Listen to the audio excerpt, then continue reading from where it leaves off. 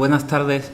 Yo trabajo como profesor y al mismo tiempo investigador en sociología en la Universidad de Málaga. Estoy haciendo una tesis doctoral sobre cómo el mundo de la empresa privada penetra en el ejecutivo, básicamente, y qué otros poderes están en ese poder ejecutivo que mezcla ámbitos, que mezcla gente de muchos distintos ámbitos. Cómo se imbrica la empresa privada. Espero que no sea una metáfora. Cómo se imbrica la empresa privada con la empresa pública, cómo la gente de los negocios, pero también los grandes varones autonómicos y los think tanks pues acaban influyendo mucho más de lo que se deseara sobre los ministros. ¿Continúo? Al mismo tiempo he participado en ATAC, en la Fundación de ATAC Málaga, y creamos al borde del 15M una comisión de educación económica. Lo que ocurre es que pasado un año y medio de la comisión nos dimos cuenta de que se nos escapaba algo. Nos hemos dedicado a analizar lo que ocurría y a tratar de explicarlo, pero pasado un año y medio y ya agotadas las energías de lo que fue el 15M, da un poco la impresión, o a muchos nos han dado ganas de dar un paso más en el análisis, y ese es el objetivo de la idea de la privatización de la realidad. En principio se titulaba La privatización de la realidad, pero yo he querido poner abajo la respuesta de la gente. Estoy acostumbrado a dar clases a alumnos de primero de carrera y no les suelo dejar que estén callados, sino todo lo contrario, intento que participen lo máximo posible, porque me parece que es la mejor manera de mantener la atención, y creo que en ciencias sociales dar una charla de 1 hora de manera unilateral, creo que solo lo puede hacer alguien como José Luis San Pedro, o una persona con una autoridad, una altura intelectual que muchos soñaríamos con tener. Entonces os invito a participar, porque el principal objetivo de la charla es provocar intelectualmente. Entonces, ¿de dónde viene la idea de la privatización de la realidad? Yo quería empezar diciendo que muchas cosas se han vuelto previsibles. Se han vuelto previsibles las ruedas de prensa después del Consejo de los Ministros, porque se prevé lo que va a pasar. Se ha vuelto previsible la rueda de prensa del Banco Central, del presidente del Banco Central Europeo, que en definitiva viene a decir que no va a bajar los tipos de interés, porque lo que tienen que hacer los países del sur es una serie de reformas que son las que los van a poner en línea con los otros países del norte, ¿no? Esto se ha vuelto tremendamente previsible, de hecho no cambia desde hace un año. Se ha vuelto enormemente previsible la manera en que los medios manipulan las cosas que suceden. El día de los 6.200.000 parados hay 4 o 5 personas asediando el Congreso, y el telediario abre con esas personas y no con los otros 6.200.000. Por tanto, es un comportamiento mediático muy de estímulo-respuesta. Pero también, desgraciadamente, se han vuelto previsibles los gritos de protesta, incluso las conferencias que hablan sobre la previsibilidad del Consejo de Ministros, del Banco Central y de los propios gritos de protesta. La mayoría de las conferencias tienen, normalmente por personajes notables de mucha altura intelectual, empiezan explicando cómo hemos llegado hasta aquí, luego dicen lo mal que estamos y lo mal que vamos a seguir estando, a no ser que se tomen una serie de medidas, ¿no? En muchos casos, este tono depresivo y pesimista recuerda al de los sacerdotes de la antigüedad, que vienen a decir, bueno, estamos llegando casi al juicio final, por lo tanto ahora es cuando más fe hay que tener, ¿no?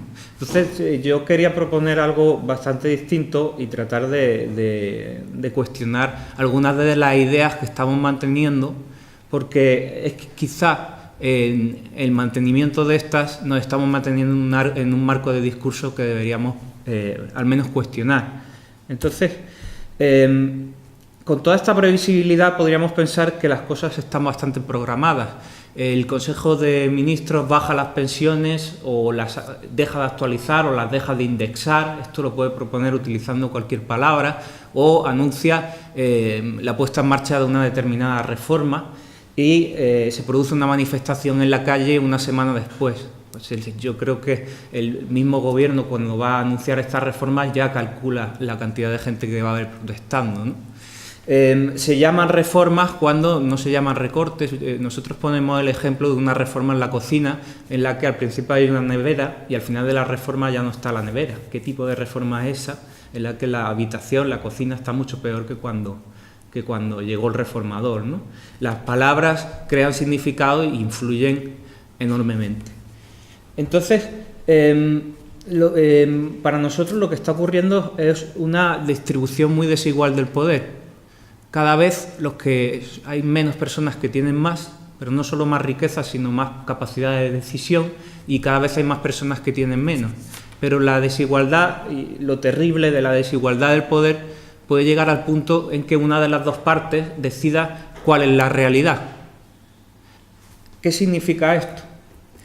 La mayoría de las protestas que se están produciendo en la calle, las protestas de la marea verde, que está relacionada con la educación, las protestas, me parece que la marea blanca es la de la sanidad, y otro tipo de protestas, pues bien sean relacionadas con la reforma laboral, manifestaciones de funcionarios organizadas por los sindicatos, manifestaciones de jóvenes, son manifestaciones en las que se está pidiendo un nuevo modelo, un reforzamiento de la educación pública y otra serie de protestas que son de carácter humanista, pero que en el fondo tienen un motor muy importante, que es la pérdida de poder adquisitivo. No sé si vosotros coincidís conmigo en esto, pero las manifestaciones que se están produciendo por el tema de la educación pública tienen también una motivación pecuniaria. En sociología la llamaríamos materialista, tener un medio de subsistencia lo suficientemente bueno como para seguir viviendo bien. La marea verde, pues, un motor importante que los ha sacado a la calle ha sido la supresión de la paga extraordinaria. No podemos negar que se trata de una manifestación que tiene un cierto perfil corporativista. La de los mineros, la de los policías. Hemos pasado de unas manifestaciones que eran globales, como la del 15M, que pedía una serie de consignas que iban directas al sistema, a una serie de manifestaciones que en sociología llamaríamos de carácter materialista, no porque la gente que salga sea materialista y quiera 3 coches, sino porque están relacionadas con las cosas del comer.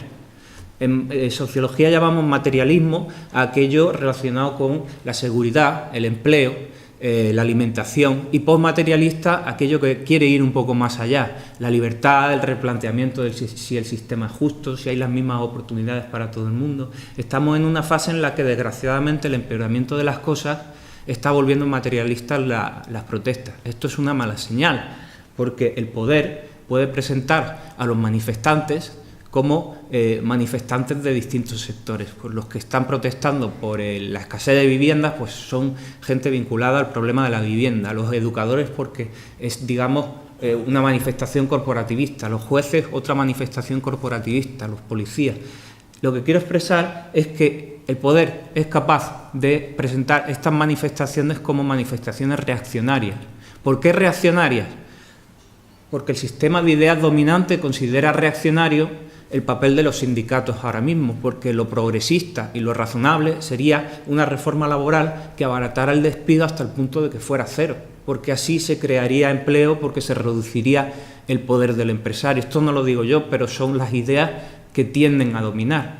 Por tanto, el papel de sindicatos o de huelgas o de gente protestando ahora mismo es reaccionario en la medida en que puede subir la prima de riesgo. Cada 100 puntos de prima de riesgo supone un montón de desempleo para el año siguiente. No sé si queda más o menos clara esta idea. Se está produciendo un retroceso en lo que llamaríamos derechos sociales, pero quizá lo más grave no sea solo eso, sino que mucha gente empieza a aceptar que esto es lo razonable, que quizá hemos vivido de una manera de la que no tendríamos que haber vivido, y quizá con mayor austeridad empiece a salir de nosotros cosas que han pasado de largo durante los últimos 20 años. A esto es lo que llamamos la privatización de la realidad. No solo la privatización de los servicios básicos, sino que es la privatización del pensamiento. No es más que la idea de esto no es nada nuevo, viene a ser una actualización de la idea marxista de que las ideas dominantes corresponden a las ideas de la clase dominante. Y además, con el añadido de que las ideas dominantes no solo dominan a las personas normales, sino que también dominan a las que se oponen a la dominación. Hay un libro que se llama La lengua del Tercer Reich, de Viktor Kempler, que habla de los judíos en los campos de concentración. Había judíos que estaban tan trastornados por la propaganda nazi que se metían entre sí, se metían unos con otros, utilizando vocablos y palabras del nazismo.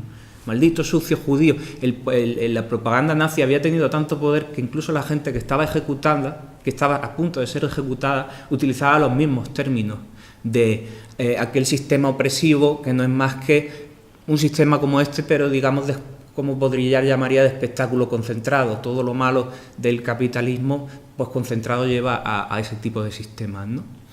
En este caso está ocurriendo algo bastante parecido y esto lo quiero ilustrar con un ejemplo en el que quiero que me respondáis. Imaginad, no sé si me podéis decir algún polígono industrial o zona industrial en Barcelona donde podría llegar ahora mismo a instalarse una tienda de IKEA gigantesca. O sea, no conozco bien la ciudad. Pues imaginad que hay una tercera que quiere instalarse y se quiere instalar, no sé, pues no sé si en el Cinturón Rojo o en un polígono industrial que tiene bastantes comunicaciones con el centro, ¿no? Imaginemos que crea 700 puestos de trabajo pagados por 500 euros a cada persona durante 6 días. Y que la gente de ATAC se indigna, la gente del 15M se indigna y vamos a manifestarnos a la puerta de IKEA. Porque 500 euros para las personas durante 6 días pues es un salario esclavista. Y nos parece mal y no creemos que tenga que producirse esta situación. Entonces yo os quiero preguntar cuántos policías creéis que irían a la manifestación para evitar o para controlar a los manifestantes. ¿Creéis que vendrían 1.000, 2.000 o 4.000? O quizá no vendría ninguno. ¿Que no tiene un servicio privado? Yo creo que en un extremo es posible que la policía no tuviera que venir, porque los mamporros no los darían los policías, los darían probablemente más de la mitad de las 700 personas que están trabajando. Este ejemplo... Es que claro, 500 euros durante 6 días, multiplicado por 4 son 2.000 euros al mes. No, perdón, no lo he contado bien. Entonces no lo he expresado bien. Serían 500 euros al mes trabajando 6 días a la semana. No, claro, ese es un ejemplo totalmente distinto, ¿no? No, yo hablo de un salario de miseria, ¿no? La situación ha llegado a tal punto que esas 700 personas, o gran parte de ellas, serían totalmente reaccionarias a esa protesta, porque es una protesta que puede acabar con su situación. El término trabajo ha invertido completamente su significado, ya no es un derecho, ahora es un privilegio. Entonces la confrontación trabajo y capital, que en definitiva todo se trata de eso, aunque se diga de distintas formas, ahora mismo está más desigual que nunca. Un país con 6 millones de parados es un país que tiene a los empleados más que asustados. Entonces la batalla trabajo-capital ahora mismo ha experimentado una inversión de significado. Ahora mismo esas 700 personas a lo único que quieren aspirar es a seguir recibiendo ese dinero. Y lo peor de todo es que tienen razón desde su punto de vista. Y qué mejor que el ejemplo de Eurovegas o, no sé, la posibilidad de poner cualquier centro de residuos nucleares en España a cambio de crear 1.000, 5.000 o 20.000 puestos de trabajo. ¿Quiénes serían los principales apoyos de esos centros nucleares? Sería la propia ciudadanía, ¿no? Lo que importa es la creación de empleo, porque ahora la creación de empleo se ha vuelto lo más importante. Y cualquier reivindicación que vaya más allá es casi una reivindicación de personas que estamos un poco mejor. O sea, que nos llamarían burgueses ahora mismo no serían los marxistas, serían los obreros que están trabajando. No sé si se entiende así esa idea de inversión del significado y de un paso más que ha dado el capital para apropiarse no solo de la riqueza, sino de la realidad, porque la situación de dominación que siempre ha existido en la historia se justifica gracias a dos cosas. La primera, que haya dominantes y dominados, y la segunda, que haya un sistema de creencias que los dominados acepten. Si no, la dominación por la violencia es imposible, por una cuestión de número. Otro ejemplo es el de los rescates. Y aquí a lo mejor tenéis opiniones que no vayan con la mía. En mi opinión, España, Grecia, Portugal e Irlanda han sido rescatadas, pero paradójicamente han sido rescatadas justo después de haber sido dejadas caer. Es decir, se eleva la presión sobre la presión de los mercados, la prima de riesgo llega a 700 puntos y entonces se produce un rescate. Pero el rescate no ha ocurrido. El rescate se ha producido a los bancos porque se ha dado la garantía de que no van a ser dejados caer, pero en ningún momento se ha dado la garantía de que Grecia no vaya a caer. No sé dónde está el rescate, pero sin embargo se llama rescate, igual que los recortes se llaman reformas. Esta es otra idea, en el sentido de que se rescata a los estados que a su vez están rescatando a la banca. La banca está comprando la deuda pública de los estados. no hay un rescate del Estado por ninguna parte. Lo que hay es un mayor endeudamiento del Estado que está nacionalizando la deuda pública. Otra vez hay una idea de inversión de significado. El presidente Jean-François Mitterrand, en los años 80, al principio, nacionalizó la banca. El presidente Zapatero y el presidente Rajoy están nacionalizando la deuda. Están nacionalizando lo que nos esclaviza y lo que nos convierte en una hipoteca de 50, de 100, de 200 años. Por tanto, se está ocurriendo algo que es bastante grave, porque me parece que no se está contando, no se está reflexionando en la prensa sobre esto. Quiero continuar y calificar las medidas siguiendo esta línea, las medidas de la izquierda radical, que es la única izquierda que cuenta porque es la que habla de la raíz de los problemas, y no sé si lo compartiréis conmigo, pero ahora mismo la izquierda parlamentaria, ejemplificada por Rubalcaba, pues no plantea demasiadas oposiciones a lo que está pasando, ¿no? De hecho, parece que Rubalcaba es el mejor líder ahora mismo para el PSOE, porque el PSOE está loco por no gobernar, porque gobernar significaría pues hacer nuevos recortes que bajarían y deprimirían aún más su base de votantes, ¿no? Tanto el Partido Popular como el Socialista están esperando todo lo posible para gobernar, porque gobernar ya saben lo que está significando, ¿no? El Parlamento y el Gobierno apenas tienen independencia. La izquierda radical, como puede estar ejemplificada pues desde Izquierda Unida a otras formaciones, como esta formación gallega que ha llegado, están exhibiendo, están pidiendo medidas de choque, pero me permitiréis que la llame, y ahora lo explicaré, de carácter defensivo. Sobre todo tienen dos grandes partes. La política fiscal, es decir, fiscalizar la gran riqueza, algo que ya sabemos lo lejos que estamos de conseguir en un mundo globalizado en el que se ha roto la distancia espacio-temporal y con una operación puede aparecer el dinero en cualquier sitio. Y la política monetaria, que en definitiva consiste en hacer que el Banco Central, rezando, imprima dinero barato para los estados. Estamos muy lejos de que la política monetaria que quiere esa izquierda pues se pueda llevar a cabo, pero incluso si se llevara a cabo y el Banco Central Europeo llevara a cabo una política monetaria expansiva que consistiera en rescatar de verdad a los países imprimiendo dinero y comprando la deuda pública, tampoco el problema se solucionaría, porque la estructura de dominación sigue siendo prácticamente la misma. La política monetaria, y en esto coincide, los más neoliberales dicen lo mismo, por desgracia, la política monetaria viene a ser una especie de ansiolítico o de morfina contra el dolor, pero la situación, el dolor, la raíz de ese dolor no la soluciona. Entonces, ¿qué hace falta? Que el país haga las reformas, pero no son precisamente las mismas reformas que el Financial Times está pidiendo para el sur de Europa, son otras bastante distintas. Estas medidas de carácter defensivo tienen un problema. La fiscal, que no puede tener lugar tal y como están definidas las relaciones mundiales hoy por hoy. La monetaria, que lo que sirve es para ganar tiempo. Pero, sobre todo, favorecen el mantenimiento del sistema organizado de injusticia. El poder ha conseguido retratar muchas de las manifestaciones progresistas que están teniendo lugar de defensa de derechos como manifestaciones de defensa de los privilegios. Ya ha dicho Esperanza Aguirre que los profesores pueden trabajar más horas porque las horas que trabajan no son suficientes, son muchas menos que las que trabajan otros trabajadores, ¿no? Se está encontrando enemigos de todo tipo en España, los inmigrantes, los funcionarios, cada colectivo está siendo expuesto con sus miserias, la clase política, los sindicatos. Todos aparecen como una especie de oligarquía con privilegios que se podrían eliminar para adelgazar el Estado y que funcionara mucho mejor, entrar en línea con Europa. Si nos damos cuenta, se trata de decir lo mismo con otro lenguaje.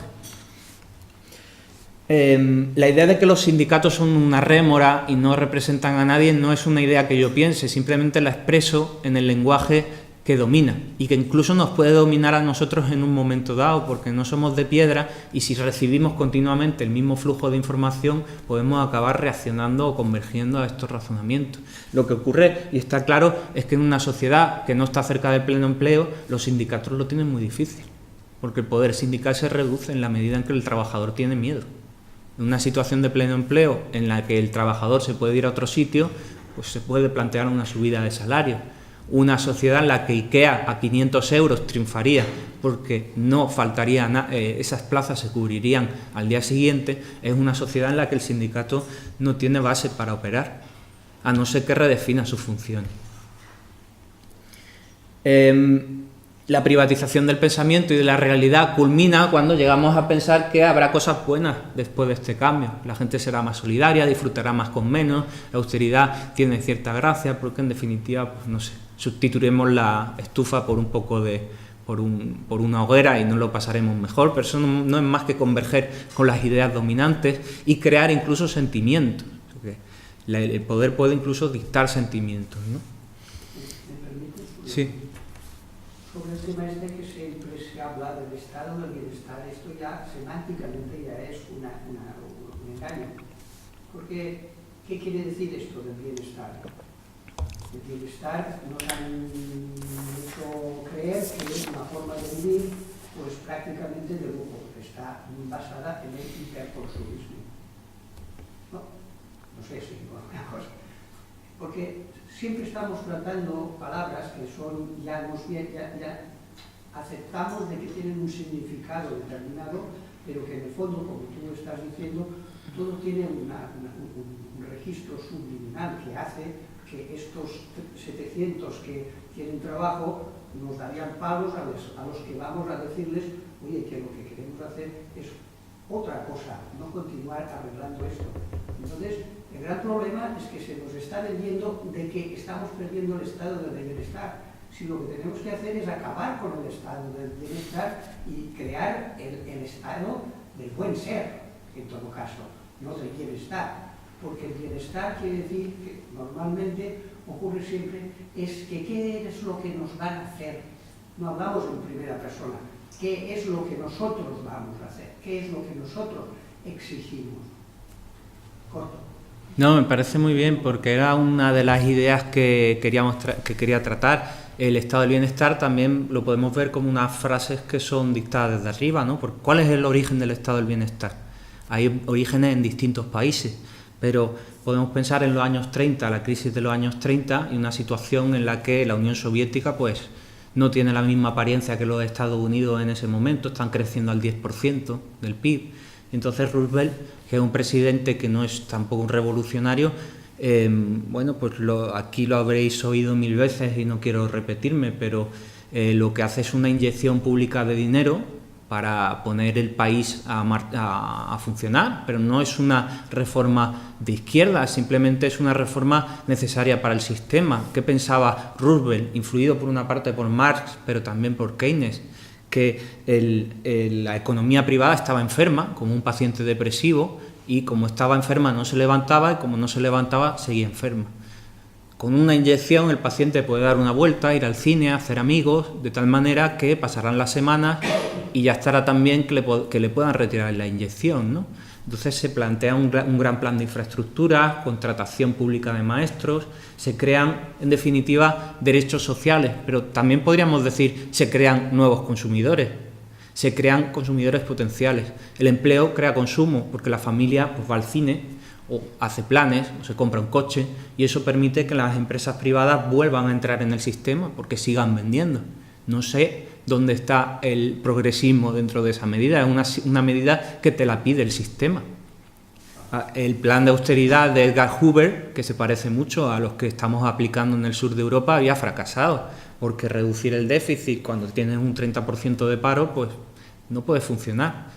Entonces, este plan keynesiano empieza a ser el primer cimiento del estado del bienestar. En Alemania lo había habido a final del siglo XIX, en los años 30 entra en Inglaterra, en los 50 se refuerza, ¿no? Con el caso sueco como el caso pues, más triunfador, ¿no? El caso sueco, noruego y finlandés son los estados del bienestar más potentes, entre otras cosas porque en su construcción han participado con un liderazgo enorme las mujeres. La idea del jardín de infancia que ha mencionado tantas veces el profesor Vicente Navarro, ¿no? Entonces, en los orígenes del estado del bienestar, efectivamente hay unas reformas que suponen más derechos sociales, pensemos años 50 y 60. ¿Pero qué son esos derechos sociales? Sanidad pública, educación, pensiones, subsidio de desempleo, pero sobre todo pleno empleo. El pleno empleo es pleno consumo, aunque haya una parte para el ahorro, y el pleno consumo crea pleno empleo porque supone más contrataciones para las empresas. Hay una situación sistémica, no quiere decir que sea una victoria de la izquierda. La tradición socialdemócrata o el enfoque sociológico socialdemócrata afirma que el estado del bienestar es una conquista de sindicatos y partidos socialdemócratas. Vale, es un punto de vista, pero el punto de vista desarrollista afirma que el capitalismo que opera sobre una determinada nación llega a un momento en que necesita trabajadores formados. Y por eso genera la educación pública. Ese punto de vista también vale. Y no es un punto de vista de conquista social. El punto de vista marxista como la creación del estado del bienestar para evitar o matizar la revolución. Conseguir que el revolucionario parezca un reaccionario. Si estamos creciendo cada año y si estamos consiguiendo más pensiones, ¿qué sentido tiene la revolución ahora mismo? También en aquella época era una época en la que la gente iba cada vez a más, pero era una época en la que el sistema necesitaba eso. Pleno consumo, pleno empleo, pleno consumo. Llega un momento que se produce plena inflación, ¿no? En los años 70.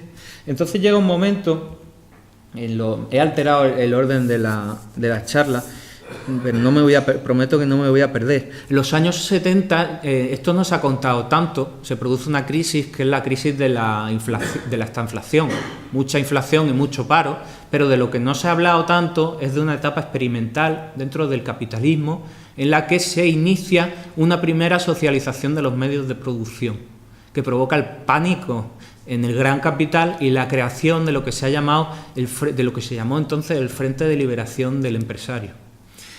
En Alemania, en Francia, en Inglaterra y en Suecia se empiezan a producir experiencias que no se habían producido en los años 50 y 60. En Suecia, el economista Rudolf Meiner propone que los sindicatos participen en la propiedad de las empresas y, por tanto, en los consejos de administración. Se propone en Alemania lo que se llama la copropiedad. Todavía existen algunas formas, pero en definitiva es la participación del trabajador en la empresa.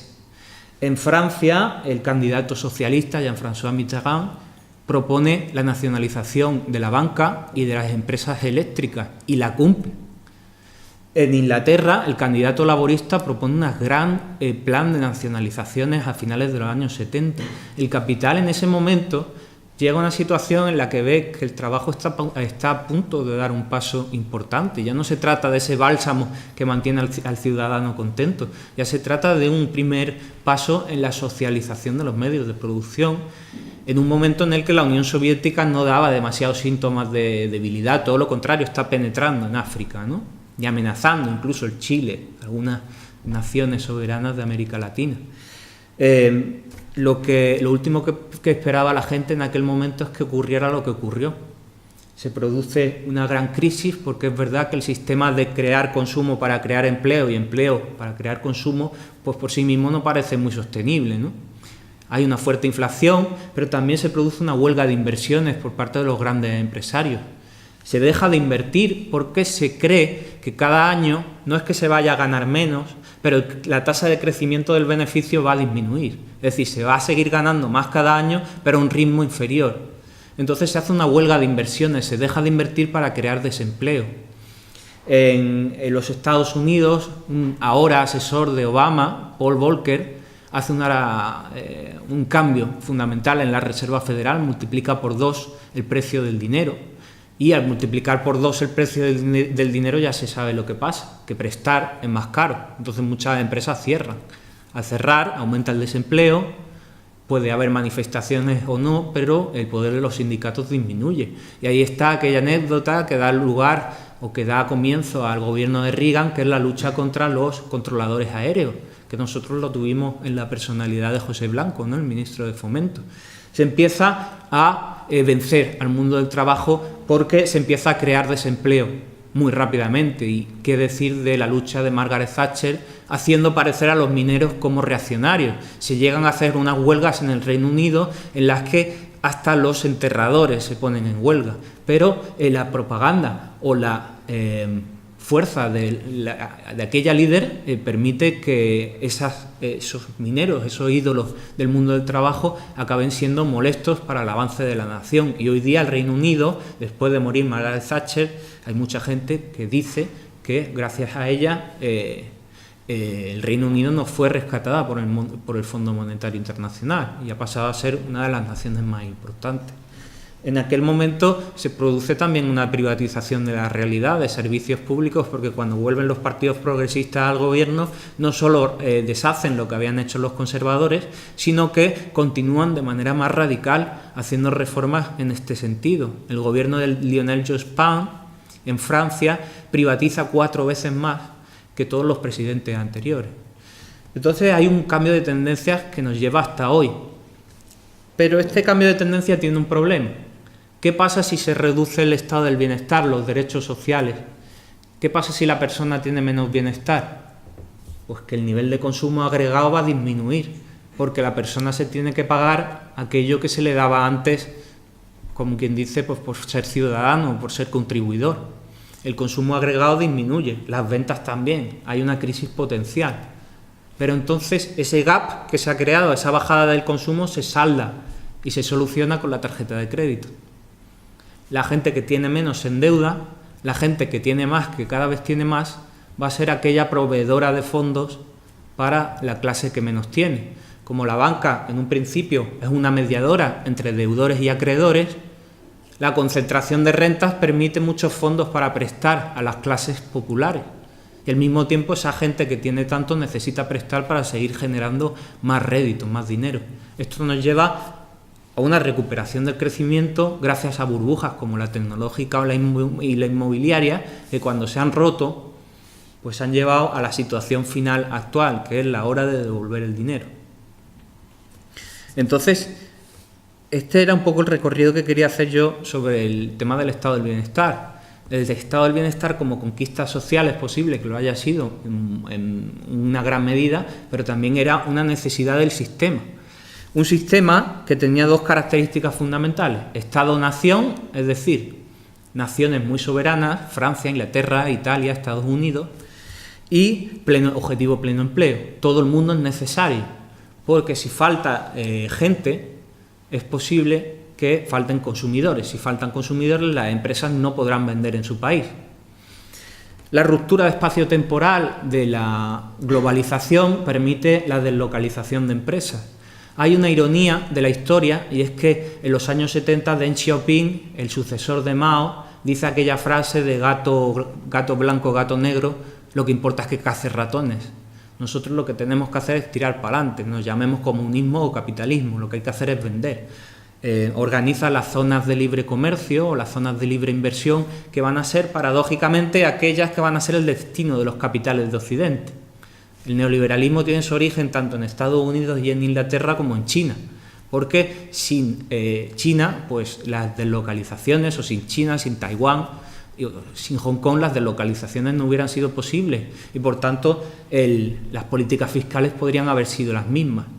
La política fiscal tal y como se concebía entonces ya no es posible, porque provoca huida de capitales, que es lo que le sucede al gobierno Mitterrand. El gobierno Mitterrand sube los impuestos a las empresas y las empresas deciden ubicar sus plantas de producción en otros sitios. Ha sido la globalización la que ha dado mucha fuerza a las empresas, porque ha roto el espacio. El espacio ya no existe cuando puedes trasladar el dinero a través de Internet. Ya no existe la distancia. Entonces, podríamos llegar al punto de cierta desesperación y de pensar qué se puede hacer. Si vamos con la idea de que lo que ha marcado la etapa desde los años 40 a los 80 ha sido el bienestar y de que de los 80 a la actualidad estamos viviendo un neoliberalismo que nos endeuda y nos empobrece, entonces lo tenemos muy difícil, porque solo podemos seguir haciendo protestas, entre comillas, de carácter reaccionario porque reaccionamos ante los recortes. Pero no sé, con lo que podemos hablar y con lo que he contado, quizá la época de tanto bienestar de los años 40 al 80 no tiene como protagonista los derechos sociales o la ciudadanía como lo más importante. Yo creo que la idea más importante de esa época, de esa etapa, es el consumo, porque el consumo era el centro de aquel sistema. ¿No lo veis de esta manera? Todo lo que ocurría para que se consumiera. Incluso yo tengo algunos trabajos hechos sobre prisiones, que es un tema muy interesante. El neoliberalismo está de manifiesto en las políticas penitenciarias. Las políticas penitenciarias en los años 50, 60, 70 buscaban la rehabilitación de la gente, reinserción, que de eso es de lo que menos se quiere oír hablar hoy por hoy, que nada más que vemos pederastas, asesinos, violadores, ladrones compulsivos, que la única solución que hay para ellos es que sean encerrados, castrados químicamente o rodeados de pulseras. Estamos en una industria de espectáculo en la que el criminal es un ser malvado, como la película de La Milla Verde, me parece que se llama. Se hace una personificación del mal y la gente no tiene remedio. Eso en los años 50 no ocurría. Se consideraba que el delincuente era un fracaso de la sociedad y se consideraba la política penitenciaria como un brazo más del estado del bienestar. La persona había obrado mal, pero había obrado mal porque estaba privada de los medios necesarios para obrar bien, con lo cual lo que había que hacer es reinsertarla, formarla con educadores, con psicólogos, pero eso ocurría porque esa persona era necesaria para seguir consumiendo. La idea del pleno empleo y pleno consumo. Hoy día hay 3 millones de presos en los Estados Unidos, pero también hay un 10% de paro. La política penitenciaria reduce el paro. Eso ocurre porque hoy por hoy ya hay muchas personas que no somos necesarias, y antes sí lo éramos. Cuando no todos somos necesarios, las reivindicaciones sociales que podíamos hacer antes, ahora pueden ser rechazadas por cualquier persona, cualquier gente súper humilde que en su manera de ver las cosas tiene razón. Y ese es quizá el mayor peligro ante el que estamos. Entonces, ¿qué cosas se pueden hacer? Desde luego, las medidas que ATAC propone, aunque algunas se puedan calificar desde este punto de vista como defensivas, son necesarias porque son cortafuegos que deben impedir lo que está ocurriendo. Pero dentro de estas medidas que nos pueden permitir ganar tiempo, urge una reflexión en la que puede participar cualquiera independientemente de su nivel de formación o de cualificación, que es la reflexión sobre el medio por el cual vivimos juntos o aquello que está presente en nuestras experiencias sociales y que las rige en todo momento. Es el consumo. El consumo es el mediador de la mayoría de nuestras experiencias sociales. A principios de año, en diciembre, yo les preguntaba a los alumnos qué cosas podían hacer sin consumir. Entonces había uno que me decía, bueno, yo me puedo ir con los amigos al parque y estar una noche allí y, hombre, no estamos consumiendo. Y yo le decía, ya, pero que seguramente os llevaréis litronas, os llevaréis pipas, os llevaréis cosas. Siempre que quedamos para hacer algo, normalmente consumimos, vemos una película. El consumo es un mediador, es algo más que el acto de comprar. El consumo produce significado, el consumo nos permite definir quiénes somos. Yo me he visto así, quiero decir una serie de cosas. Si fuera numerario del Opus Dei no vendría vestido así, tampoco diría estas barbaridades, ¿no? El consumo es mucho más que el acto de comprar o dejar de comprar. Es algo por lo que nosotros nos relacionamos, es algo para tomarse muy en serio. Esa persona que deja de consumir lo tiene muy difícil en la vida porque queda no marginada, pero queda como muy extraña. Entonces, hasta que no hagamos un replanteamiento de la importancia que tiene para nosotros el consumo como institución que sustituye a los mitos de la antigüedad, no podremos estar en condiciones de hacer verdadero daño, de rascar en hueso. Imaginad una reflexión del consumo que nos lleve a reducirlo en un 60 o un 70%. Esto es posible. Es posible tener 2 pares de zapatos y no 7. Cuando ocurre esa experiencia durante un año, la persona se da cuenta de que lo que antes había aprendido a necesitar no es tan necesario. En esa persona se produce una experiencia personal que puede contagiar vía educación a sus hijos o en grupos de otras personas. Esta ha sido una de las bases de los grandes logros de los movimientos tipo 15M, que la gente hemos empezado a conversar de con qué podemos hacer verdadero daño. al principio nosotros los de la Comisión de Educación Económica teníamos una postura pues, más reformista en el sentido de pensar, bueno, pero si dejamos de consumir se cae el sistema, ¿no? Si el consumo baja un 70%, el empleo baja un 80%. Pero siempre va a haber un fantasma que nos esté golpeando. Si no es la prima de riesgo, es la Constitución Europea, si no es la globalización y si no, pues va a ser el paro. Pero el replanteamiento del modelo consumista a mí me parece fundamental. No sé lo que pensáis al respecto. Pero sería construir a partir de darte cuenta que el consumo no es necesario, pero en ese proceso hay dolor y tiempo. Bueno. Y el siguiente paso, has hablado de sustituir que los antiguos mitos de la antigüedad han sido sustituidos por el consumo. ¿Y cuál es el siguiente paso? Bueno, el consumo no se puede suprimir porque... No, suprimir no, pero reducirlo hasta un nivel en el cual todos podamos satisfacer nuestras necesidades básicas con esa reducción del consumo, cuando todo se ha montado a base de que solo se aguanta consumiendo. Yo creo que a pesar de los esfuerzos de la publicidad, nosotros como primer objetivo sí podemos hacer una reflexión sustanciosa sobre hasta dónde llega el consumo y sobre cuántas de nuestras necesidades que creemos personales son sociales y están muy relacionadas con el tema del consumo. Hasta Foucault decía que hasta el mismo acto sexual dependía de muchos valores y principios del sistema capitalista consumista, ¿no? Llegó muy lejos en ese sentido. Se puede reflexionar mucho sobre qué cosas se pueden hacer. No se trata de hacer una huelga de consumo, sino darle su importancia. Y yo creo que los movimientos de protesta no hemos participado demasiado en eso porque la reducción del consumo es dolorosa. Porque implica renunciar en principio a lo mejor a tener calefacción en invierno o a tener un cierto nivel de calefacción, seguir unas determinadas modas, pero plantearse lo necesario es muy peligroso. Claro que es lo más difícil para nosotros, ¿no? Porque es algo con lo que hemos aprendido y con lo que hemos crecido, pero el planteamiento del consumo, el replanteamiento del consumo, quizá es uno de los grandes logros de los primeros movimientos que se están produciendo reflexivos en el seno del 15M. Otra idea fundamental, aparte del replanteamiento del consumo, es el conocimiento de personas que piensan como nosotros. La llegada a las plazas, en las ciudades, en el tema del 15M. Lo bueno del 15M que supera otras manifestaciones es que se queda allí durante mucho tiempo. Aciertan con la estrategia de acampar y convertir la zona en una zona pública de verdad y no en la zona final de la calle comercial, ¿no?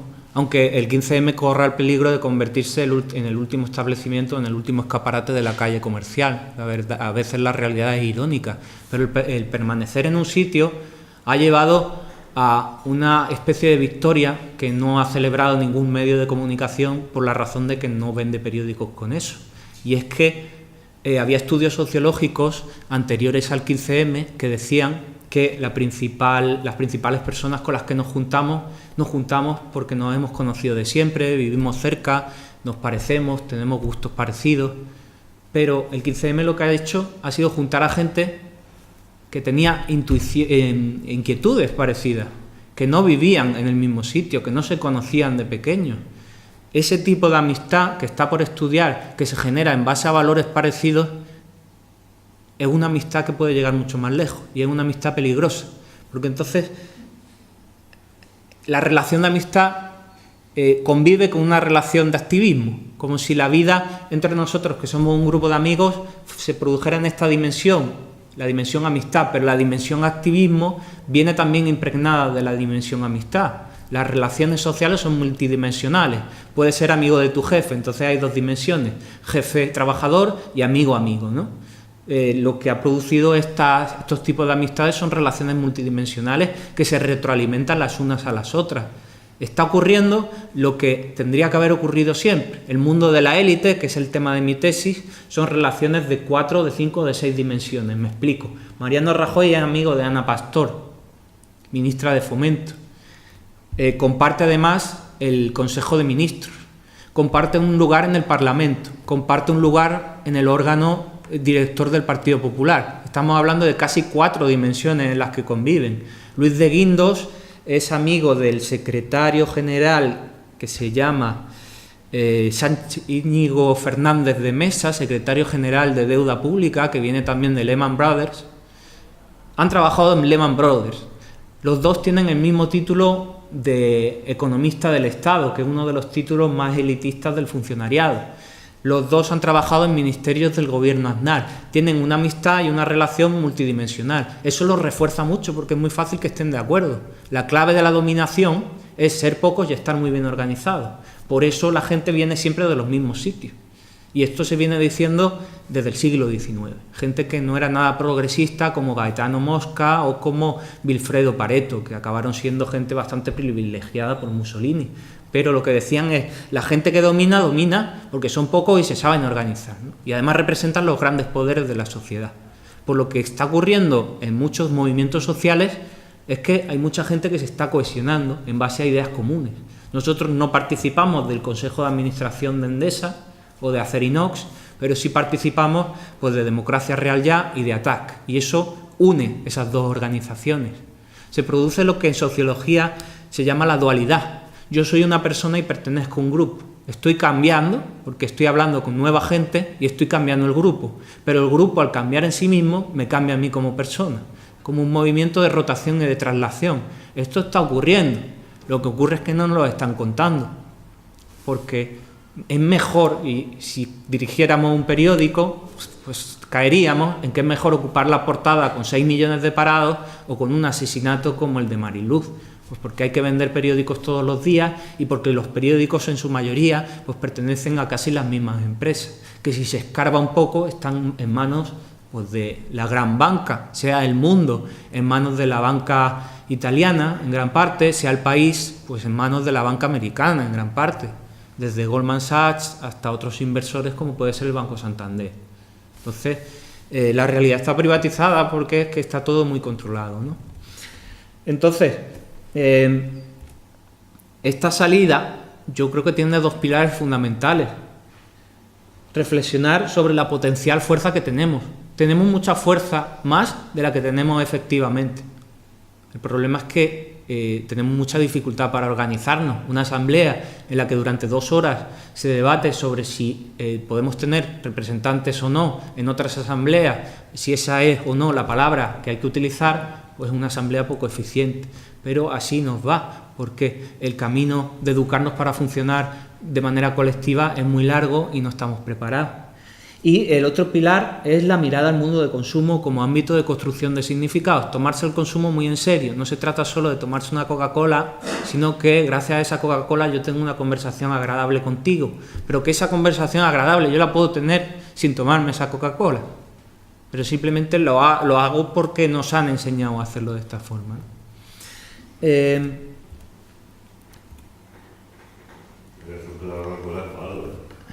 ¿Perdón? Que siempre da Coca-Cola es malo. ¿Por qué malo? No, es la primera cosa que habría eliminado por el propio criterio ¿De salud? no, de consumo. Pero es el producto perfecto, porque la Coca-Cola ya ha pasado de ser una marca a ser un bien básico, porque uno ya pide una Coca-Cola y no hay, aparte de que esté la Pepsi por ahí compitiendo, es algo más que un producto de marca Coca-Cola, es la Coca-Cola, es una institución. Bueno, quiere decir que es la primera vez que cualquiera mínimamente concienciado no compraría, ¿no? O sea, no... Pero no compraría, pero la fuerza social que tiene la Coca-Cola, o que puede tener el tabaco en cierto modo, o el alcohol, en la medida en que nos pone en relación, hace mucho más difícil que se reduzca la producción de estos bienes, porque son algo más que bienes, ya lo decía Naomi Klein en No Logo. Estos ya hacen más que producir, lo que producen es identidad, lo que producen son ideas. A mí se me ocurrió una idea, una frase que me ha quedado muy bien aquí en el PowerPoint, y es que las consecuencias de una austeridad elegida son inimaginables. Nosotros estamos ahora decreciendo, estamos con austeridad, pero lo peor es que no la hemos elegido. La cuestión es elegirla. La austeridad elegida es muy peligrosa. Es tan peligrosa que podemos ser nosotros mismos los que nos asustemos, porque reducir el consumo a la mitad pues tiene unas consecuencias. pero ¿cuánto tiempo vamos a estar asustados, ¿no? Fueron los de Syriza cuando estaban a punto de ganar las elecciones, cuando se asustaron y dijeron que se quedaban en el euro. Automáticamente las perdieron. ¿Por qué? Porque las presiones que podemos sufrir son muy grandes. El cambio de Syriza pues, fue en cuestión de 10 días. La presión que soportó Papandreou para hacer aquel referéndum fue terrible. Las decisiones son muy difíciles de tomar y soportar la presión es muy complicado, ¿no? Entonces, la idea de la austeridad elegida debería ser una cuestión que a tener en cuenta, pero no como una resignación, que es la austeridad que estamos teniendo hoy día. Una resignación de gente que si pudiera renunciar a la austeridad no renunciaría. Se trata de un camino decidido a partir de una reflexión autónoma o relativamente autónoma, si la autonomía es posible, ¿no? Como herramienta yo lo veo bien, pero a ver, la mano del cordero para mí está en el poder financiero. Ahí es donde está. ¿Por qué tanta fuerza los sistemas financieros? Porque son los que mandan en realidad. Entonces yo creo que vale, que el consumo es un arma. Y por otro lado te diría, a ver, en la India son pobres, consumen poco. ¿Y qué? Pasa nada. Por otro lado, lo de financiero sí que lo veo más fuerte. Que sí que es, sigo insistiendo en que es un arma buena del consumo. Para tú poder elegir dónde y a quién, por ejemplo. Y eso ya es importante. Porque si tú hay una empresa determinada que hace unas cosas, por ejemplo, los que la ropa la hacen ahí en India o en Vietnam, pues yo no dejo aquella, dejo otra que sea local. Eso, como herramienta sí, pero el tema está en el capital. Pero es más difícil, sí que es más difícil, porque una lucha para mí importantísima sería, aquí se acaban los países fiscales, pero claro, tiene que ser una lucha a nivel mundial. Pero ahí sí que estaría para mí el fondo de la cuestión. No sé si la austeridad en la India es elegida o viene como consecuencia de una decisión a base de un proceso de formación y reflexión. Más bien son unas condiciones estructurales en las que hay una gente que consume poco porque tiene poco y otra gente que concentra toda la riqueza. A lo que me refiero yo, un proceso de cambio cultural que es lento, poco espectacular, porque la verdad es que como ciudadanos somos telespectadores, y eso ya lo decía Guy Debord, que cuando acabó el libro poco después se pegó un tiro, siendo bastante coherente con lo que había dicho. Los telespectadores somos en gran parte telespectadores que queremos cambios enseguida. En el 15M a los 10 días la gente se cansaba porque no había hecho la revolución, pero es que los cambios revolucionarios llevan mucho tiempo, y si no que se lo digan a la revolución industrial. Y me da la impresión de que las revoluciones mejores son las silenciosas, porque qué revolución mejor que la de Reagan y Thatcher. Han cambiado muchas cosas en 10 años ellos solos. O sea, ese frente de liberación del empresario, esa victoria del capital sobre el trabajo, en la que tienen que ver un montón de cosas.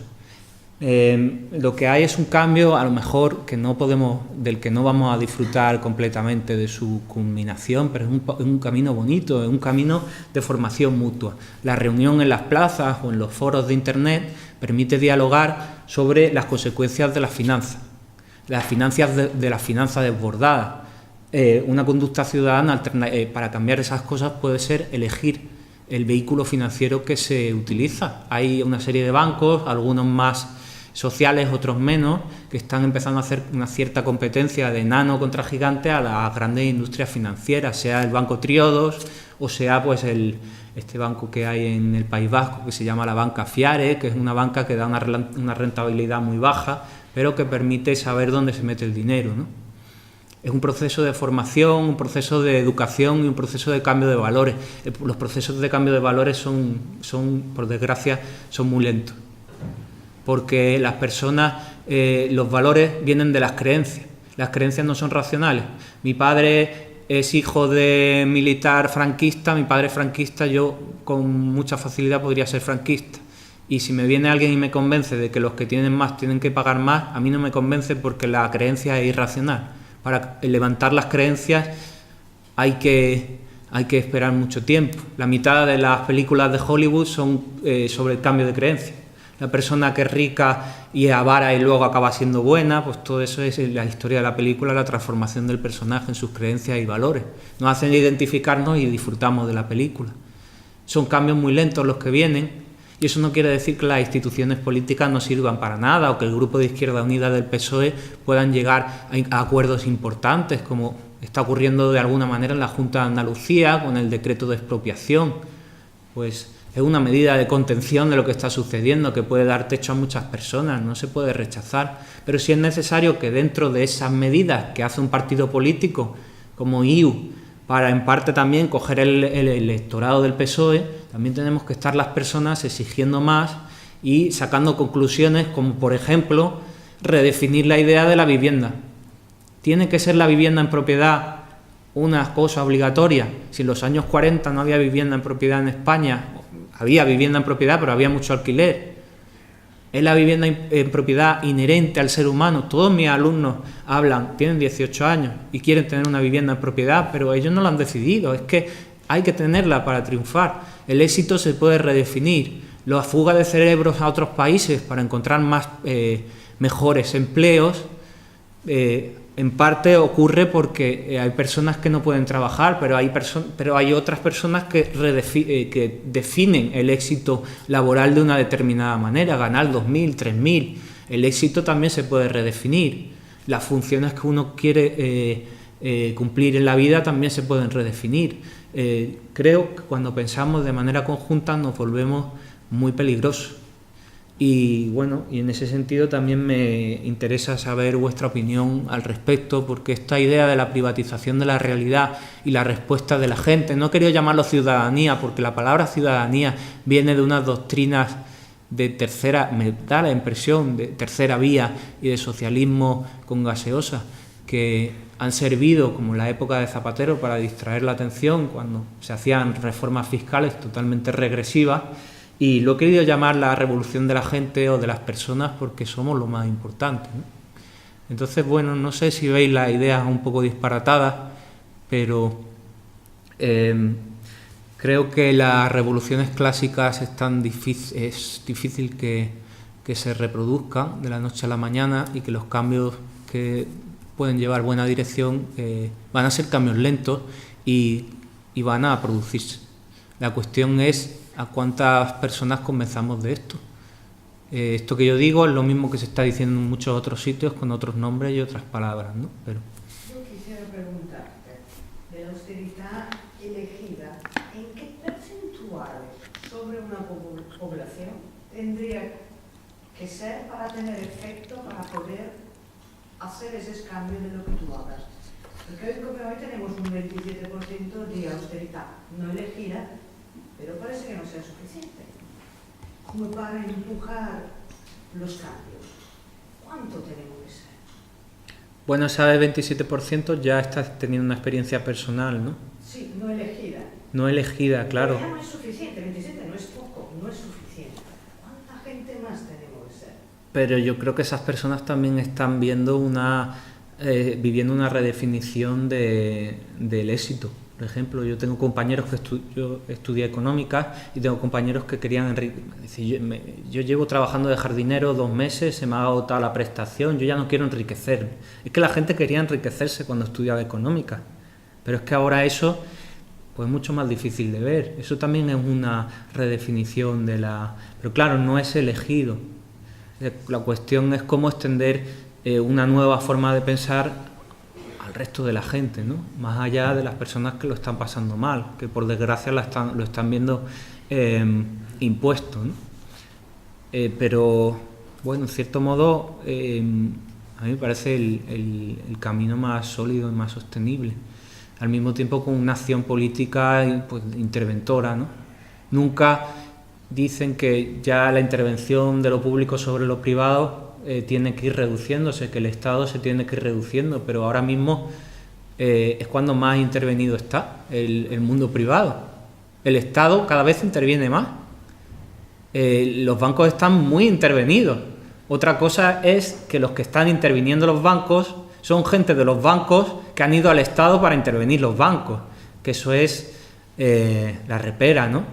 Pero el mundo privado está profundamente intervenido, por eso, y ahora voy a contar una pequeña anécdota, por eso están gobernando tantos financieros. Luis de Guindos procede de Lehman Brothers, de Banca Mare Nostrum, que era una gran caja de ahorros, pero también procede de una empresa que ahora forma parte de Morgan Stanley, procede de una empresa farmacéutica, de Endesa, empresas constructoras, metalúrgicas. Todo esto no ha salido del todo en la prensa, pero yo por mi obligación de tesis doctoral pues tengo una serie de documentos que ponen los pelos de punta. ¿Por qué los grandes financieros vuelven al gobierno? ¿Porque son tontos y quieren ganar 10 veces menos? ¿O porque quizás no hay distancia entre gobierno y empresa? Luis de Guindos ha traído a Íñigo Fernández de Mesa, que no saldrá en ningún telediario, pero que viene de Lehman Brothers y de Barclays Capital. Al mismo tiempo, Pedro Solbes acaba de desembarcar en Barclays Capital. Los que dominan no están ni en el Estado ni en la empresa, están en los dos sitios a la vez. Entonces se está produciendo una situación pues, de concentración del poder extrema. Y entonces tengo una anécdota que no ha salido en la prensa, y a cuya conclusión he llegado por el análisis de mis datos. No sé si el proyecto Eurovega sigue adelante. Llevo unos 3 meses fuera y no estoy prestando atención a la prensa, pero en principio ya no va... No he leído, últimamente no. En Alcorcón. El Perget es un ejemplo perfecto y parecido al de IKEA. Es una industria de la prostitución, del juego y de la ludopatía que no va a pagar impuestos, que va a crear, por lo visto, 30.000 puestos de trabajo en 5 años y que va a convertir pues, Madrid en eso, ¿no? En un lugar de turismo, en cierto modo turismo sexual, turismo de juego, totalmente desregulado. Para construir Eurovegas hará falta el poder público. Porque el millonario no puede, por definición, no puede conducir el Rolls Royce por una carretera privada. Además que no le gustaría, necesita la carretera pública. Probablemente en la construcción de Eurovegas participe el Ministerio de Fomento, ¿no? ¿Quién es el número 2 del Ministerio de Fomento? Se llama Rafael Catalá, es secretario de Estado de Infraestructuras. Fue el número 3 de Montoro en el Ministerio de Hacienda en el año 2000-2004. Pero da la casualidad de que proviene de 7 empresas de juego y apuestas y de la gran patronal de las empresas de juego, que se llama Codere. Recientemente ha habido una reforma sobre la regulación de las empresas de juego. Qué casualidad que Codere ha salido como la gran beneficiada. Catalá, que era el número 3 de Montoro, entre Catalá y Montoro había un número 2 que se llamaba Ricardo Martínez Rico. Ricardo Martínez Rico, después del gobierno Aznar, después de 2004, se va con Montoro y montan una empresa que se llama Montoro y Asociados. La montan ellos dos, un señor que se llama Salvador López Gallud, que era el jefe de la agencia tributaria, el sitio donde más se sabe de impuestos, y el señor Ricardo Montoro, hermano de Montoro, de Cristóbal y presidente del CIS. Con la ayuda de Guindos y de Rato montan lo que ahora se llama como equipo económico, una asesoría fiscal para las empresas. ¿Qué tipo de trabajo van a hacer unos señores que saben todo sobre fiscal porque han sido los que cobraban los impuestos? Pues todo lo contrario. Y ahora los tenemos de vuelta. El jefe de gabinete de Montoro no es Ricardo Martínez Rico, es Felipe Martínez Rico, el hermano menor. También inspector de Hacienda como su hermano mayor y como una serie de funcionarios que rodean a Montoro. La subsecretaria de Hacienda se llama Pilar Platero. Da la casualidad de que lleva 4 años trabajando con Ricardo Martínez Rico en equipo económico. O sea que ahí tenemos otra persona que viene de la misma industria. Y así van saliendo una serie de nombres que no están en la portada todos los días. Otro caso es el de Miguel Temburi Redondo, nieto del falangista o fundador de la JONS, Onésimo Redondo. Pero eso ahora mismo es lo de menos. Tiene el título nobiliario de marqués y además es abogado del Estado, de la misma promoción del marido de Soraya Sáez de Santa María. Este señor proviene de 2 despachos de abogados, pero también de una gran empresa de juego, de un capital social mayor a los 5 millones de euros. Qué casualidad, otro empresario del juego. Más empresarios del juego, el señor Arias Cañete, empresario del juego, empresario de petrolíferas, empresario de ganaderas y empresario de constructoras. Una constructora que tiene un capital social superior a los 80 millones de euros. ¿Qué tipo de trabajo va a hacer en agricultura y medio ambiente? Desde luego poner en contacto a los distintos agentes privados, ¿no? Estos son los casos, bueno, el de Cañete es muy conocido, ¿no? Pero el caso de la industria del juego y cómo se están relacionando estos señores es muy curioso, ¿no? Cómo el clan Montoro está penetrando poco a poco en el Estado. En mi tesis doctoral hago un análisis de cómo se relacionan los individuos y la persona más importante en el gobierno es Montoro. Tiene una puntuación de centralidad en la red y de liderazgo de importancia mayor que la de Rajoy. Ha conseguido que la reforma de las energías renovables favorezca a la empresa Bengoa. La empresa Bengoa, propiedad de los Benjumea de toda la vida, tiene a un consejero del Consejo de Administración que se llama Ricardo Martínez Rico, presidente de equipo económico y antiguo número 2 de Cristóbal Montoro. Otro señor que está en ese Consejo de Administración, para no solo criticar al PP, se llama Josep Borrell, que es el ala radical del Partido Socialista, cuya casi mujer o compañera sentimental era la gran ministra de Medio Ambiente, Cristina Narbona, promotora en gran parte de las renovables, que también promueve de otra manera a su marido, ¿no? Hay una red tejida de manera estupenda. Ya no solo son los señores de la industria de armamento, como Pedro Morenés, que no solo es armamento, sino que es monarquía, es una persona muy conectada con la persona del rey, y con otro señor que ha estado en todos los gobiernos de la democracia, Eduardo Serra, del que se habla bastante poco, el de la Fundación Everis, secretario de Estado de Defensa con González, ministro de Defensa con Aznar, abogado del Estado y persona de confianza del rey. Pedro Morenés, yo he contado unas 20 grandes empresas, no solo armamentísticas, astilleros, constructoras, metalúrgicas, de transportes, de logística. El número 2 de Morenés, Pedro Argüelles Salaverría, de los Argüelles de Madrid de toda la vida, familia que no es noble, pero es de la alta burguesía, director y presidente del Banco Alcalá, banca privada para clientes de más de 1 millón de euros. Empresario de constructoras, de ganaderas, de grandes empresas que los conectan a todos, prácticamente. Y podría seguir hasta que se hiciera de día hablando de los intereses empresariales del gobierno del Partido Popular. Pero ¿cómo no hablar de una privatización de la realidad cuando son prácticamente los agentes privados los que están gestionando lo público? Entonces, en ese sentido, podemos ver la dualidad entre la persona que viene de un sitio y de otro, y de cómo lo público está siendo muy penetrado por lo privado, de tal manera que lo público penetra lo privado, pero lo penetra con la gente de lo privado, con lo cual el círculo está cerrado y el asesinato es perfecto, ¿no?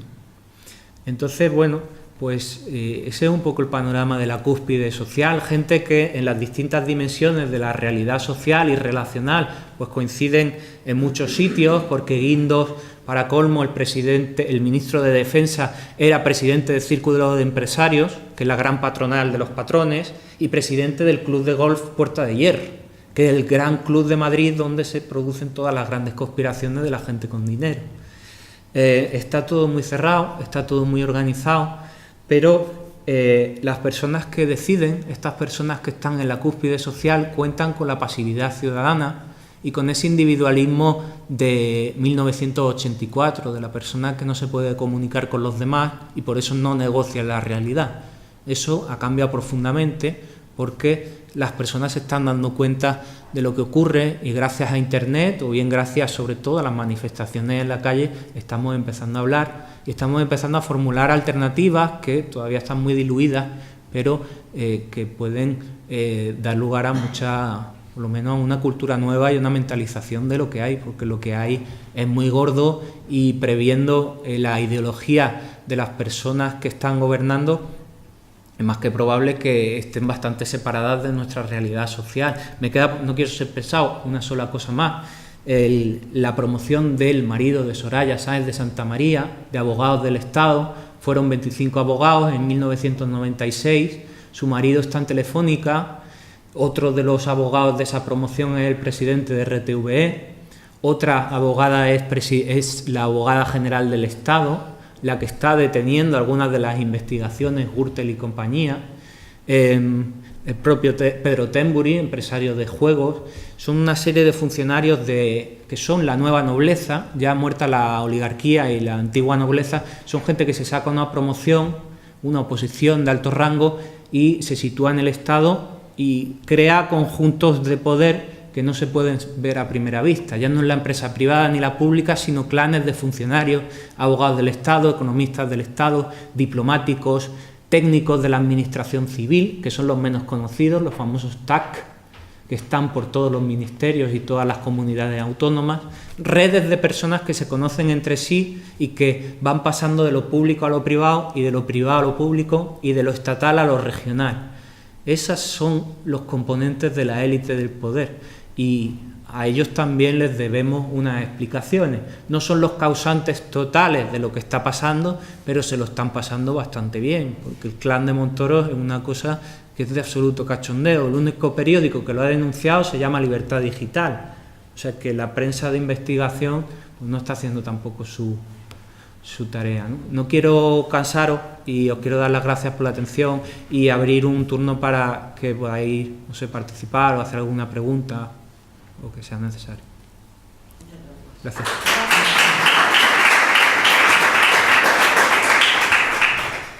Felipe González no les va a la zaga, ¿no? Ninguno de estos. ¿Perdón? Felipe González, que no les va a la zaga, ¿no? Hombre, Felipe González, consejero de Gas Natural, que es como el PSOE de Endesa. O sea, si eres de Endesa eres regular, ¿no? Porque está más asociado a Pizarro, al PP, a Aznar, a Guindos, pero si estás en Gas Natural parece que eres un poco más progresista, ¿no? Pero Felipe González está con Slim, esta es una persona quizá más elegante que Aznar, que participa de un lobby sionista, de una empresa de oro, de Endesa, de su propia empresa Fasmatela, de producción de libros encomiables, ¿no? Y sí, también, claro, ellos, Narcís Serra, Solana es consejero de Acciona, otra empresa privatizada también en la época del PP-PSOE, Solchaga, no hace falta ni hablar de Solchaga, está por todas partes, el propio Miguel Sebastián, hombre del BBVA.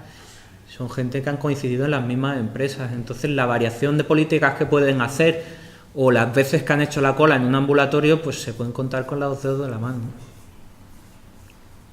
Yo creo que este tema tendríamos que abarcarlo, porque de hecho lo que está haciendo es que nos estamos acojonando.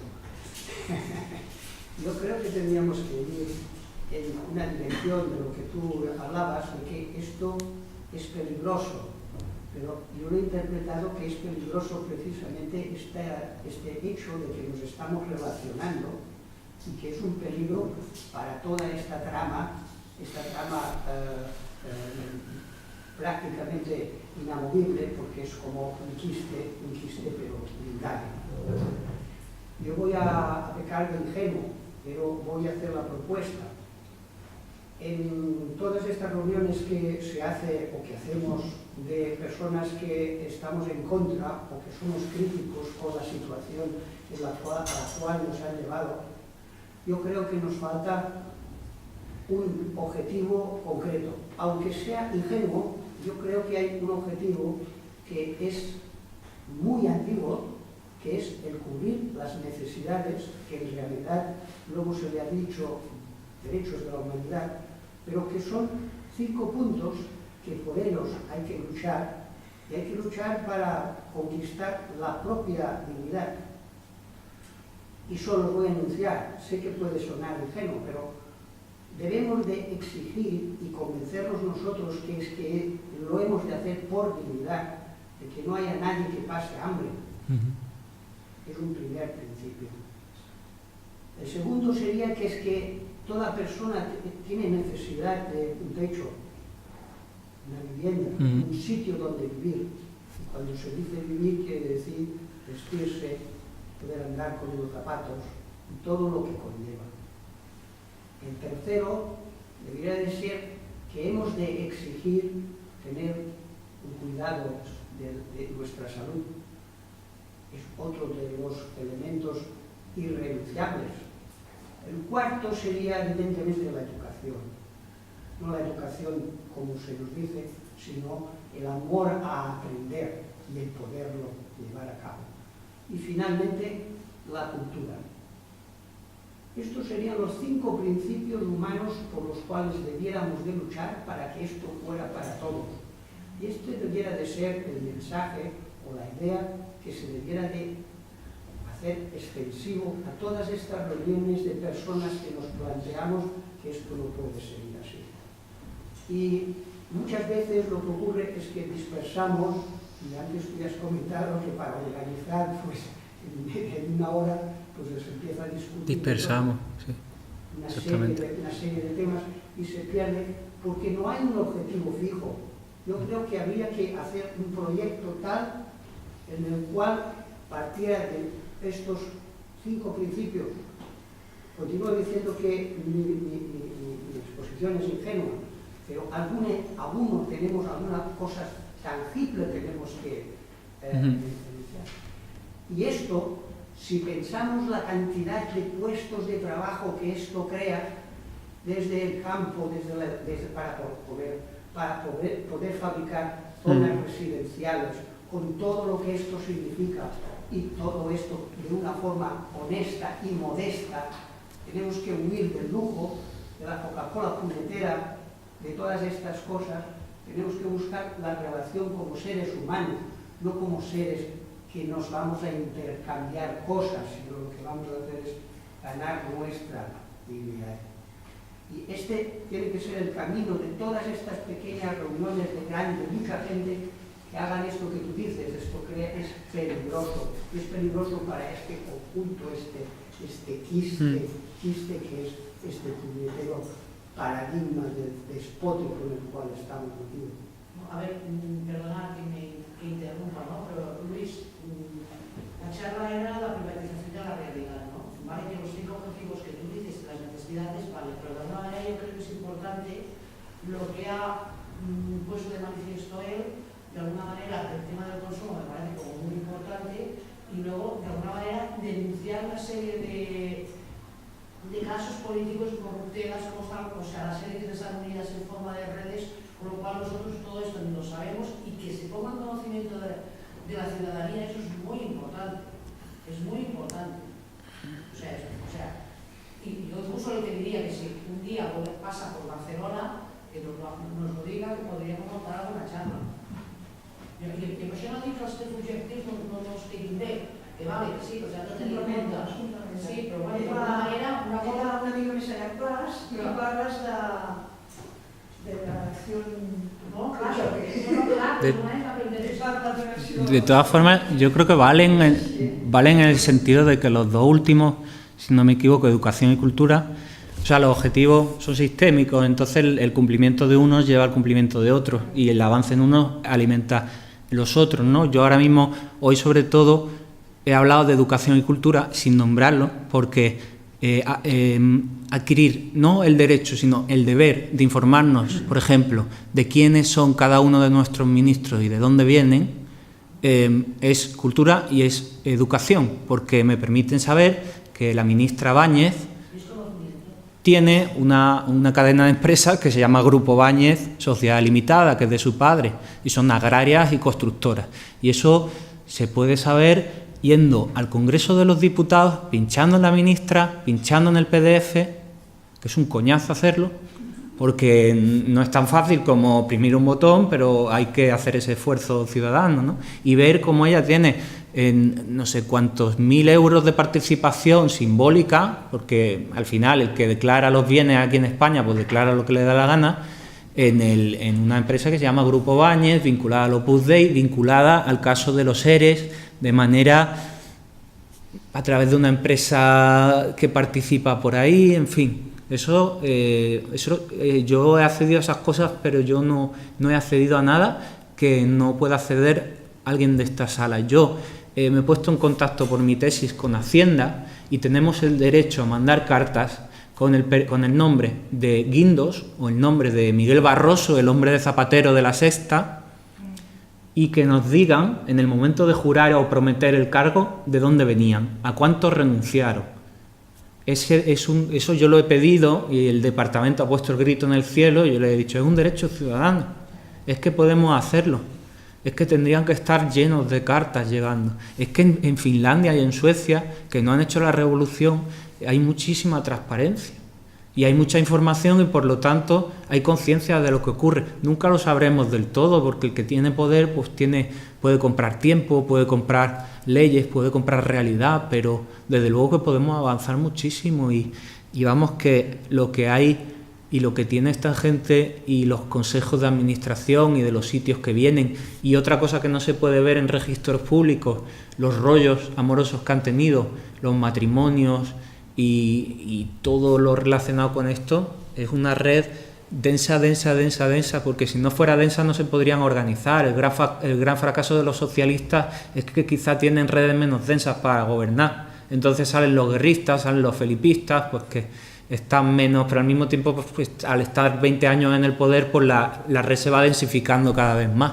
Entonces ocurre el síndrome de la Moncloa, que es cuanto más densa sea mi red de peloteros y de pelotas, pues menos sé cómo lo estoy haciendo, ¿no? Entonces Zapatero dice que con Obama se va a producir una transformación de los planetas y se van a mirar el Sol y la Luna y cosas que dan un poco ganas de tirar la televisión por la ventana, ¿no? Y eso es el síndrome de la Moncloa, es una red hiper mega densa. Y es que Rajoy ni Zapatero saben lo que está pasando en la calle. Has comentado un montón de cosas que cuando me vea el vídeo tranquilamente en casa. Pero claro, estás juntando economía con antropología. Porque cualquier red social, como se maneja, es si yo trabajo en un sitio y tengo posibilidad de que un puesto de trabajo, se lo voy a decir antes a mi entorno cercano, que es el que yo tengo contacto. En caso, o sea, la sociedad que estamos buscando es justamente porque nosotros nos hemos beneficiado de esa nueva sociedad. No buscamos una sociedad en la cual nosotros seamos perjudicados. Y justamente esta gente de las élites lo que hace es tener el poder para generar eso. Para yo trabajo al que está a mi lado, genero el entorno, la red o el sistema que me beneficia a mí y a los a mi alrededor. O sea, la diferencia es que ellos han conseguido que eso que hacen solo beneficia a los pocos y perjudica mucho. Pero nosotros queremos invertir eso. O sea, no transformarlo en otra cosa diferente, solo invertirlo. Bueno, eso da para un debate larguísimo. Y hay una parte de lo que has dicho que es el debate irresoluble del huevo y la gallina. Que al final en la SER oí un día que al final era un huevo y que no era de gallina. Pero esta gente es verdad que reproduce su estructura porque son muy listos y quieren colocar a lo suyo y dominar. Pero en qué medida ellos son sujetos de dominación, pero al mismo tiempo son los necesarios para que el sistema en su configuración actual continúe. Entonces son sujetos y objetos. La élite que tenemos refleja la naturaleza de nuestra sociedad ahora mismo, la naturaleza de las relaciones de dominación. ¿Por qué hay tantos financieros? Pues porque el poder financiero ahora mismo tiene mucha importancia, ¿no? Entonces son gente que toma acciones entre comillas libres, pero están condicionados porque son los necesarios ahora mismo. Y yo creo que nosotros queremos avanzar, efectivamente coger lo que sería, a lo mejor queremos trascender más allá de la idea de la tarta y queremos que la tarta no sea redonda ni cuadrada, sino que no haya tarta y podamos, no sé, reflexionar y a lo mejor ya no hace falta hablar de redistribución, sino hablar de un nuevo espacio, una nueva realidad en la que se redefinan las cosas que son necesarias y las que no. Obviamente pasará por la redistribución. Entonces, esa lucha entre la élite y la masa en la literatura, en la bibliografía sobre élite es muy depresiva porque te viene a decir que cuando la masa nunca toma el poder, solo toma el poder una élite emanada de la masa, ¿no? Que se convierte en contraélite y que cuando llega al poder, pues al final acaba atrapada por la fatalidad de la burocracia. Ese es Max Weber, Max Weber se tira toda la vida luchando contra el cadáver de Marx, porque Marx dice la revolución es posible y Weber dice la revolución es irracional porque el mundo avanzado no lo permite. Los revolucionarios se van a quedar estancados en la burocracia, que es lo que ocurre en Rusia, que es lo que Weber predice perfectamente. Dice el socialismo no es más que burocratización, ultraburocratización del capitalismo. Entonces es una batalla muy difícil, pero yo creo que el camino también es un camino muy bonito, un camino de formación y un camino en el que, bueno, también ten en cuenta que toda esta literatura sobre el poder también la han escrito los vencedores. La historia está escrita por los vencedores, tenemos una visión del mundo comunista que es solo un punto de vista, en fin, es que la realidad está muy privatizada, la realidad está muy ideologizada. Yo veo tu cámara, pero solo la estoy viendo de frente, tú la estás viendo desde detrás. ¿Quién está viendo la cámara? ¿Cuál es la realidad de la cámara? Se puede ver desde muchos puntos de vista, ¿no? Entonces, al final la realidad no es más que un discurso ideológico, ya entramos con toda la idea de la posmodernidad, el estructuralismo, pero yo creo que sí que hay batalla, y no solo en términos utilitaristas de luchamos para agarrar un poco más, sino que yo creo que está habiendo una transformación en valores y podemos ser capaces de luchar y llegar a coger una cosa y decir esto no lo necesitamos, ¿no? Que yo creo que sí que nosotros se está produciendo una cierta inversión de las prioridades. Ahí quería ir yo, o sea, yo te quería preguntar si de unos años para acá, desde que ha empezado la crisis, sobre todo, ¿has visto un cambio en los alumnos o en la gente, o un cambio de toma de conciencia de todas estas cosas, y se están empezando a cuestionarse estas cosas la gente, ¿no? Y luego otra cosa que te quería decir es que el tema del poder, yo creo que hay que plantearlo, o sea, porque yo creo que, por ejemplo, el socialismo real no se lo planteó, en términos de la evolución del poder, o sea, decir, bueno, esto tenemos que conseguir revertir, o sea, que no exista más, ¿no? Que haya unas relaciones más de igualdad y más horizontales y más de democracia desde la base, ¿no? Y que el poder es una cosa perversa en sí misma, ¿no? O sea, esas redes de poder son súper perversas. Y verlo así, porque yo creo que hemos normalizado el concepto como que las jerarquías forman parte del ser humano, o sea, el ser humano solo puede funcionar de esa forma, y tendremos que plantearnos si podemos funcionar de otras formas, si podemos funcionar sin poder. Yo creo que habría que plantearse, y además yo soy de las que pienso que hemos funcionado sin poder, que el ser humano, el patriarcado, por ejemplo, solo tiene 6.000 años, y antes, ¿cómo se funcionaba antes del patriarcado? Eso es una cosa que es un saber que se nos ha ocultado. La prehistoria la dejamos en un cajón porque no interesa que se sepa cómo funcionaba de otras formas. Y luego, por ejemplo, en la caída del Imperio Romano, ¿qué pasó ahí? ¿Qué ocurrió realmente? Porque se dice que la Edad Media es una época oscura, que no se saben muchas cosas, pero la gente se vació las ciudades, se fue a vivir al campo, y allí se establecieron otro tipo de relaciones.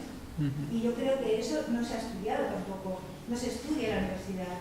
¿Qué tipo de relaciones se establecían entre las aldeas, dentro de las aldeas, cómo se lo montaban? Y yo creo que se lo montaban de formas muy distintas. O sea que eso que la gracia no se ha experimentado es mentira, yo creo.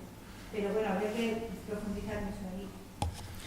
Pues empiezo por la segunda. Yo creo que el poder es difícil de erradicar por la definición que tiene, porque poder hay en casi cada acto que realizamos. Entonces todo el mundo disfruta del poder, y estar un rato hablando aquí da una sensación buena. Entonces es algo complicado.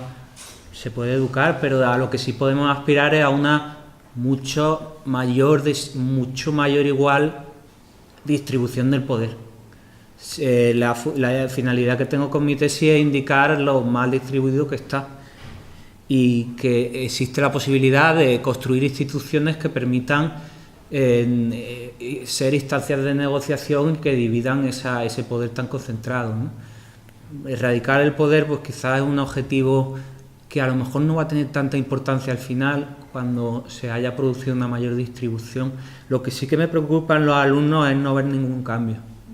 Yo vengo de la UAB hoy y hay muchas protestas contra los recortes, pero no sé en qué medida son casi parte del folclore universitario y del clima que crean de convivencia y demás, y no sé hasta qué punto sirven para plantear alternativas peligrosas. Me parece que esas manifestaciones, el 17A, el 28F, bueno, ya prácticamente no quedan días para hablar, por desgracia, ¿no?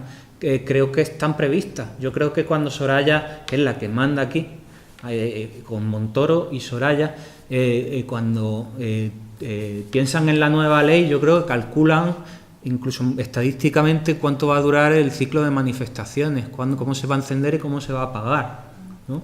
Que no solo se manipulan manifestaciones llevando antidisturbios disfrazados, sino que yo creo que tienen calculado hasta dónde van a llegar las manifestaciones, porque creo que nos hemos vuelto un poco previsibles. Y entonces, al ser manifestaciones de carácter defensivo, pues a mí, yo sí todavía no he empezado a ver eso, pero sí veo que en otros ámbitos quizá de menos formación se están dando varios tipos de acciones. Uno, que cada vez más institutos quieren que vayamos a hablarles de la crisis, pero a hablarles de otra manera. Y dos, que hay gente que en Málaga, que es donde yo he vivido más tiempo, se ha creado en el barrio más marginal, que es La Palmilla, un banco de alimentos. Entonces hay gente que va allí a trabajar y se dedica a darle comida a las personas que están mal. ¿Que eso va a cambiar las cosas? No, pero sí da una sensibilidad distinta. Hay mucha gente que del Me Voy al Extranjero está participando de acciones de ocupación de viviendas para ayudar a la gente que... El problema es que no podemos acceder a esa información, y si accediéramos se multiplicarían las acciones. Igual que se habla de que no se hablan de casos de suicidios porque fomentan el suicidio. La publicitación de determinadas acciones las multiplica. La caída del socialismo real comienza no sé exactamente en qué país, en Hungría me parece que es, donde cuesta más, y en Polonia, y es en Hungría donde hay una votación, gana los liberales, y automáticamente en un mes, 2 meses, 3 meses, Checoslovaquia ya han echado a los comunistas, en Polonia ha caído todo, en Alemania es una caída muy rápida, lo peor es en Rumanía, pero ¿cómo es posible que todo cayera en tan poco tiempo? Porque se empezaron a enterar, ¿no? Y entonces todo el bloque soviético con el que contábamos para 100 años más se viene abajo en prácticamente 2 años, ¿no? Porque se publicita, ¿no? Pero claro, era algo que convenía. Pero no vamos a ver ningún telediario de Telecinco que abra con la ocupación de una corrala por 19 familias. Bien porque eso no hemos aprendido a que nos interese, o bien porque puede provocar problemas para los periodistas que lo propongan. Bueno, pero por ahí corren con las redes también información sobre la ocupación. Por ejemplo, el otro día vi un vídeo que hablaba de Barcelona como la primera ciudad ocupada de Europa, ¿no? Y bueno, pues, y enseñaban. Y eso también corre, ¿no? O sea, y además es que, volviendo a lo que decía Luis, que hablar de las necesidades reales, las necesidades básicas reales, y yo creo que estos chicos se plantean eso también. O sea, cuando ocupan entre varios un lugar, se ponen a vivir de otra forma ya. Se ponen a vivir de otra forma, a compartir, que eso no estábamos para nada acostumbrados antes de la crisis, y compartir cosas muy básicas, porque no tienen para lujo, ¿no? O sea, tienen que compartir la comida, los espacios, compartir entre ellos, hacer grupo, ¿no? Hacer un poco de tribu, y eso es un aprendizaje que está muy bien. El periódico semanario The Economist, cuando fue el 15M, habló de Barcelona y dijo que el movimiento 15M en Barcelona rezumaba la época de los años 30 del relativo éxito de la zona anarquista, y que muchos rasgos los equipararon ellos con el experimento anarquista de la revolución social del 36-39, o sea que a lo mejor lo que estamos haciendo y creemos que es tan original, no estamos más que reproduciendo una tendencia que en Barcelona es más acusada, ¿no? Bueno, en Andalucía también ha habido cosas, ¿no? Pero que muchas veces reproducimos cosas que... Pero cosas que pueden, o sea, son cosas que pueden funcionar. Desde luego que pueden funcionar. Tendrá que haber un estudio sociológico de las relaciones amorosas que han comenzado desde 15 de mayo de 2010. ¿2010? No, 2011 hasta la actualidad, porque esas relaciones que han tenido lugar en esos sitios tienen un contenido distinto que las que empiezan en una discoteca. No digo que sean mejores,